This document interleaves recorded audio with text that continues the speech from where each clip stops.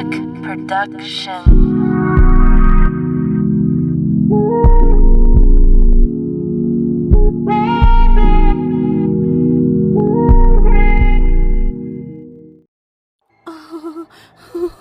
कितनी सर्दी हो रही है। बहुओं, तुम पांचों ही पेट से हो और ऐसी हालत में तो ठंड और भी ज्यादा लगती है। मेरी मानो तो तुम पांचों ही कंबल ओढ़कर लेट जाओ। घर के काम मैं देख लूंगी, न जाने मेरे लाल कब वापस आएंगे। जैसे ही दूसरे शहर की बर्फबारी कम हो जाएगी, हम सभी के पति वापस आ जाएंगे। आप ज्यादा उनकी चिंता मत करो माँ। कैसे चिंता ना करूं? यहाँ घर में सर्दी से तुम पांचों की हालत खराब है, वहाँ दूसरी तरफ बर्फबारी की वजह से मेरे बेटे दूसरे शहर जाकर फंस गए हैं, और तुम कहती हो कि मैं चिंता ना करूं?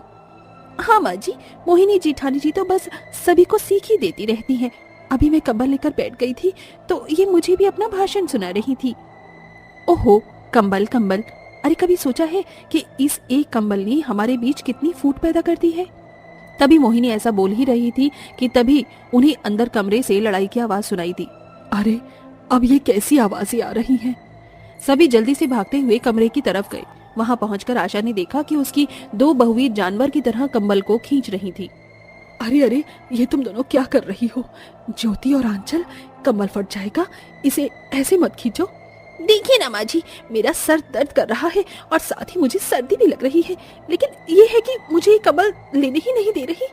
माँ जी, मैं भी गर्भवती हूँ और आप जानती हो मुझे इस कंडीशन में बहुत ही ज्यादा सर्दी लग रही है, लेकिन मेरी मतलबी जेठानी को सिर्फ अपना दर्द दिखाई दे रहा है। आज मैं इन्हें ये कंबल नहीं दूंगी। इस कंबल में सिर्फ अब मैं ही बैठूंगी। ओहो हो, तुम्हारी इस रोज की कंबल की लड़ाई से तो मैं तंग आ चुकी हूँ। अगर ये बर्फबारी ना होती तो इसकी वजह से मेरे बच्चे वहां दूसरे शहर में ना फंसते तो ऐसी कोई भी नौबत ना आती। हमारे घर में खूब कंबल रजाइयां होती, लेकिन अब अगर तुम्हारे पति मजबूरी में यहाँ नहीं आ पा रहे हैं तो क्या तुम सभी कुछ दिन प्यार से मिल बांट कर गुजारा नहीं कर सकती हो? लाओ, दिखाओ इस कंबल को मुझे दो, और रात होने से पहले कोई भी इस कंबल को हाथ नहीं लगाएगा। आशा कंबल को लेकर चली गई। पांचों बहुएं ठंड में पूरा दिन यूं ही ठिठुरती रही, लेकिन ये सब लड़ाइयों से बेहतर था और इसी तरह से रात हो गई। आ जाओ बहुओं, आज ठंड बहुत ज्यादा है तो आज सभी सवेरे से कंबल में घुस जाओ। बिल्कुल सासू माँ। ये लीजिए, मैंने अभी सभी के लिए लाल चाय बना दी है, इसे पीते हुए कंबल में बातें करेंगे। अरे वाह। पांचों प्रेग्नेंट बहुएं अपनी सास के इर्द गिर्द कंबल में बैठ गई और लाल चाय की चुस्कियां लेते हुए बातें करने लगी। चलो, अब बहुत देर हो गई है बातें करते करते, अब तुम सभी भी सोने को लेट जाओ, मैं भी सो रही हूँ। आशा अपनी बहुओं के साथ कंबल में लेट गई। वहीं तीन बहुएं उसके सीधे हाथ की तरफ थीं और दो उल्टे की तरफ। बीच में सोने वाली बहुएं तो आराम से सो रही थी, लेकिन कोने वाली बहुओं को कंबल बहुत ही कम मिल रहा था। अरे, मुझे तो बड़ी सर्दी लग रही है, मेरे पास कितना कम कंबल है। अब कुछ गरमाई मिलेगी। अरे, ये अचानक से मुझे इतनी सर्दी क्यों लगने लगी? उठकर देखती हूँ। ओह अच्छा, तो मेरी प्यारी देवरानी ने अपने नीचे इतना सारा कंबल दबाया हुआ है। अभी खींचती हूँ। हिमांशी ने अपनी तरफ को कंबल खींचा, जिसकी वजह से गौरी की आंख खुल गई। क्या कर रही हो जेठानी जी? क्या सारा कंबल आप ही ओढ़ लोगी? सारा कंबल तुम अपने नीचे दबाई हुई पड़ी हो और मुझसे बोल रही हो? ओहो, उल्टा चोर कोतवाल को डांटे। वाह वाह। अच्छा, तो तुम्हें लगता है कि मैं झूठ बोल रही हूँ? बिल्कुल। अच्छा तो चलो, मैं अभी तुम्हारी गलतफहमी को सच करती हूँ। हिमांशी ने पूरा कंबल अपनी तरफ खींच लिया और इस खींचातानी और चिकचिक की वजह से बाकी लोगों की भी आंख खुल गई। अरे क्या है, कौन उधर मचा रहा है? देखा गौरी, तुम्हारी वजह से सभी की नींद खराब हो गई। मेरी नहीं, आपकी वजह से।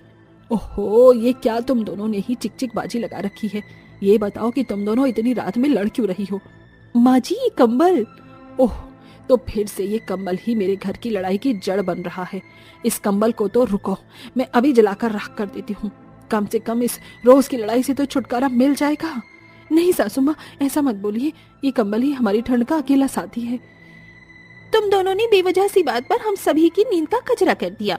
देखो बहुओं, मैं जानती हूँ कि 5 लोगों के सोने के हिसाब से ये कंबल छोटा है, लेकिन जरा सब्र करो, हम लोग नया कंबल भी ले आएंगे। न जाने कब वो दिन आएगा। इस गरीबी की वजह से हमें 2 वक्त की रोटी भी मुश्किल से नसीब होती है। ऐसे में नए कंबल के तो ख्वाब भी हमारे लिए गुनाह जैसे हैं। ऐसा मत बोल बहू, वैसे बोल तो तू सही ही रही है। हमारे तो घर में चाय भी लाल बनती है। रोजाना तुम्हारी गर्भवती हालत में तुम्हारी खिलाई पिलाई के लिए तो मेरे पास पैसे हैं नहीं। न जाने ये नया कंबल कैसे आएगा। सासू माँ, आप इतनी रात में ये सब बातें सोचकर टेंशन मत कीजिए। और आप दोनों, आप भी क्या बच्चों की तरह लड़ रही हो? अच्छा, आप किनारे की तरफ नहीं थी ना, इसलिए आपको हमारा बर्ताव बच्चों जैसा लग रहा है। चलो चलो, अब सभी चुप करो। तुम पांचों इस कंबल के अंदर सो जाओ, मैं इससे बाहर सो जाऊंगी। लेकिन आप कहाँ पर सोगी माँ जी? मैं ये ठंडे चादर ओढ़कर सो जाऊंगी। अब मैं तुम्हारी ऐसी कंडीशन में ही तुम्हें कुछ तो दे नहीं पा रही हूँ, तो मैं ये छोटा सा त्याग तो कर ही सकती हूँ। तुम पांचों आराम से सो जाओ, मैं चादर के अंदर सो जाऊंगी। आशा बुढ़ापे की हालत में भी चादर ओढ़कर लेट गई। आशा की पांचों बहुएं आदत से बिल्कुल भी बुरी नहीं थी। अपनी सास को ऐसे कंबल से बाहर लेटा देखकर एक भी बहू को अच्छा नहीं लगा और वो सभी आशा के पास आकर खड़ी हो गई। क्या है, मुझे घेर कर क्यों खड़ी हो गई हो? माँ, हमें आपके बिना सोने में तो नींद भी नहीं आएगी। आप प्लीज ऐसे गुस्सा मत होइए। तो फिर मैं क्या करूं? तुम लोग ही मुझे बताओ। तुम पांचों इस कंबल के अंदर आते ही बिल्कुल छोटी बच्चियों क्यों बन जाती हो? तुम सब कुछ अच्छे से जानती हो, लेकिन फिर भी न जाने कंबल का नाम सुनते ही तुम तीनों इतना बुरा बर्ताव, लड़ाई झगड़े क्यों शुरू कर देती हो? तुम पांचों जानती हो कि हमारे घर में ये तंगी सिर्फ तुम्हारे पतियों की गैर मौजूदगी की वजह से हो रही है। अभी तो हमारे घर में ढंग से खाने पीने को भी नहीं है, लेकिन ऐसी हालत में तुम एक दूसरे का साथ देने की बजाय छोटी छोटी चीजों के ऊपर लड़ रही हो। जरा सोचो तो सही कि इस एक कंबल ने तुम सभी के बीच में कितनी फूट, कितनी नफरत पैदा कर दी है। अपनी सास की बात सुनकर पांचों बहुओं की नजरें शर्म से नीचे झुक गईं। हमें माफ कर दो माँ, सर्दी हमारे शरीर से बर्दाश्त नहीं हो रही थी, इसी वजह से हम इतनी बुरी तरह लड़ रहे थे। हाँ सासू माँ, जो मौसम कभी हमारे लिए सुहाना होता था, आज वही हमारे पतियों के दूर होने की वजह से हमारे ऊपर अभिशाप हो गया है। और पहली बार हमने इतनी सर्दी को महसूस किया है, इसलिए हम अपना दिमाग खो बैठे थे। लेकिन हम वादा करते हैं कि आगे से ऐसा कुछ भी नहीं होगा। हम सभी अब बहुत मिलजुल कर रहेंगे। जी माँ, अब हम कभी भी नहीं लड़ेंगे। अब आप भी प्लीज वापस आ जाइए। ऐसी ठंडी चादर के अंदर सोने से आपकी तबीयत भी खराब हो सकती है। मुझे खुशी है कि तुम्हें मेरी समझाई हुई बातें समझ आ गई। अब आगे से कभी भी लड़ाई मत करना, हालातों को समझकर उनमें गुजारा कर लेना। अपनी सास की बात पर पांचों बहुओं ने अपनी गर्दन हिला दी। अब उन पांचों को सब कुछ समझ आ चुका था और अब से उन्होंने फिर कभी कंबल वगैरह पर लड़ाई नहीं की। और कुछ दिनों बाद जब बर्फबारी कम हो गई तो आशा के बेटे भी शहर से लौट आए और उन्होंने अपने घर की सारी तंगी को दूर कर दिया और उसके बाद पूरा परिवार मिलजुल कर खुशी खुशी रहने लगा।